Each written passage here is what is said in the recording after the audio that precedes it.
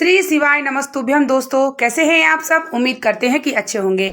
आज हम वीडियो में जानने वाले हैं कि हनुमान जी का जन्म कैसे हुआ, हनुमान जी की उत्पत्ति कैसे हुई। ये सब पूरी कहानी हम इस वीडियो में लेने वाले हैं, इसलिए वीडियो को स्किप किए बिना वीडियो को अंत तक ज़रूर देखिएगा।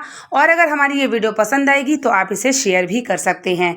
चलिए बात कर लेते हैं कि हनुमान जी की उत्पत्ति कैसे हुई, जन्म कैसे हुआ हनुमान जी का। हम सभी जानते हैं कि अंजनी पुत्र हनुमान है, केसरी नंदन हनुमान है, पवन पुत्र हनुमान है। और हनुमान जी की उत्पत्ति कैसे हुई आज हम ये भी जानेंगे। हनुमान जी के पुत्र अंजनी के पुत्र हनुमान जी थे, लेकिन क्या आपको पता है कि अंजनी माता को संतान का सुख नहीं था। उनके भाग्य में संतान का सुख बिल्कुल भी नहीं था। वह ब्रह्मा जी के पास गईं, विष्णु भगवान के पास गईं और उन्होंने भगवान से कहा कि हे प्रभु, मुझे संतान नहीं हो रहा है, कुछ ऐसा कार्य बताएं जिससे मुझे संतान हो।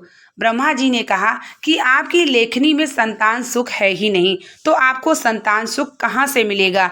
तभी नारद जी ने कहा कि आपको भगवान शिव की आराधना करनी चाहिए, जो कि भाग्य को भी बदल देते हैं। जैसे कि अगर आपकी लेखनी में अगर जो कार्य नहीं भी है और अगर आप महादेव की पूजन करते हैं तो आपका भाग्य अवश्य बदलता है। इस प्रकार माता अंजना भी ठान लिया और उन्होंने महादेव की पूजन शुरू कर दिया।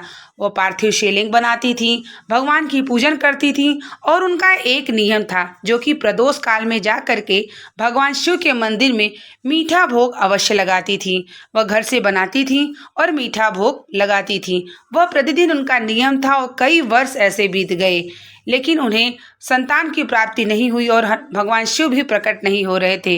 एक दिन माता अंजना ने 56 भोग बनाया और 56 भोग बनाने के बाद वह मंदिर जाने लगी। इतने में एक साधु भगवान शिव का रूप लेके एक साधु के रूप में आए और उन्होंने कहा कि मुझे माता बड़ी भूख लगी है, क्या मुझे कुछ भोजन मिल जाएगा। तो माता ने कहा कि मैं 56 भोग बनाई तो हूँ, लेकिन मैं अपने महादेव को मंदिर में ले जा रही हूँ भोग लगाने। लेकिन फिर भी माता के दिमाग में आया कि अगर भूखे को भोजन कराने से बहुत फल की प्राप्ति होती है। उन्होंने अपने घर ले जा करके उस साधु को, महात्मा को ले गई और उनको अपने घर में भोजन कराने के लिए बैठाया। इतने में जो साधु भगवान शिव जो थे, जो साधु का रूप लिए थे, वह रसोई घर में चले गए और जितना 56 भोग था सबसे पहले उन्होंने भोजन को ग्रहण कर लिया। इतने में माता अंजना को क्रोध आ गया कि बिना पूछे यह साधु कैसे मेरे रसोइया में जा सकता है। इसी क्रोध में माता अंजना ने भगवान शिव से कहा कि हे भोलेनाथ, अगर मेरी तपस्या, मेरी पूजा अगर आपको लगती है तो आप स्वयं इस पर तुरंत आवें और इस भोग को आप ग्रहण कर लें। इतने में भगवान शंकर जो साधु के रूप में आए थे वह प्रकट हो गए।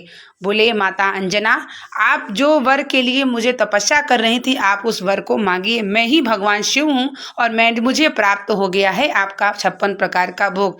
इतने में माता नतमस्तक प्रणाम किया और क्षमा मांगी कि मुझसे जो गलती हुई क्षमा करना। माता अंजना ने कहा कि हे महादेव, मुझे संतान का सुख नहीं है, मुझे संतान का सुख दीजिए। महादेव ने कहा कि आपको संतान सुख का नहीं है, आपके भाग्य में नहीं है माता अंजना, लेकिन फिर भी मैं आपको पवन से तेज उत्पन्न करके मैं आप में समाहित करूंगा और उस उपरांत आपको हनुमान जी की उत्पत्ति होगी, हनुमान जी के रूप में आपको पुत्र मिलेगा। भगवान शिव ने आसमान की तरफ, पवन की तरफ एक तेज प्रकट किया और वह तेज माता अंजना में समाहित हुआ। समाहित होने के बाद हनुमान जी का जन्म हुआ माता अंजना से और हनुमान जी जो तेज निकला वो भगवान शिव का स्वरूप था। भगवान शिव के 11वें स्वरूप माने जाते हैं। हनुमान जी के 5 भाई भी हैं, जैसे कि गतिमान, रिद्धिमान, ऐसे करके 5 भाई भी हैं। इस प्रकार से माता अंजना को संतान सुख नहीं था, उनके भाग्य में नहीं था। सारी देवी देवताओं से उन्होंने विनती कर ली थी। फिर उन्होंने महादेव की तपस्या की हजारों वर्ष और महादेव उनकी तपस्या से खुश होकर, प्रसन्न होकर उन्हें संतान की प्राप्ति कराई। पवन के तेज प्रकट करके हनुमान जी को उनको जन्म दिया और उन्हें संतान का सुख दिया। इस प्रकार से कहा जाता है कि अगर आपके भाग्य में भी अगर कोई चीज़ नहीं लिखी है। फिर भी आप महादेव के अगर भक्त हैं, निरंतर उनका एक नियम बनाते हैं, तो महादेव आपको जो भाग्य में नहीं है वह भी आपको देते हैं, क्योंकि देवता आपके भाग्य के हिसाब से देते हैं और महादेव भाग्य को भी बदल देते हैं।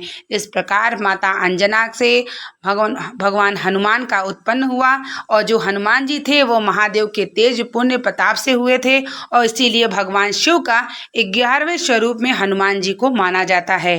कलयुग में हनुमान जी की पूजन से आपके सारे कार्य संवरते हैं, तुरंत फल की प्राप्ति होती है, क्योंकि कलयुग में हनुमान जी स्वयं कहीं न कहीं विराजमान हैं।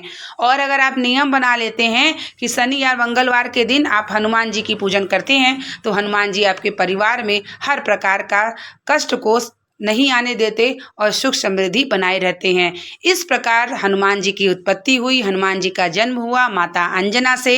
अंजनी पुत्र हनुमान है, केसरी नंदन पुत्र हनुमान है, पवन पुत्र हनुमान है। इस प्रकार से हनुमान जी का जन्म हुआ। उम्मीद करते हैं कि आपको यह कहानी पसंद आई होगी, और अगर यह कहानी पसंद आई होगी तो आप इसे ज़्यादा से ज़्यादा शेयर करें, और चैनल पर नए जुड़े हैं तो चैनल को सब्सक्राइब करना ना भूलें। मिलते हैं नेक्स्ट वीडियो के साथ, तब तक के लिए आप लोगों को श्री शिवाय नमस्तुभ्यम, हर हर महादेव।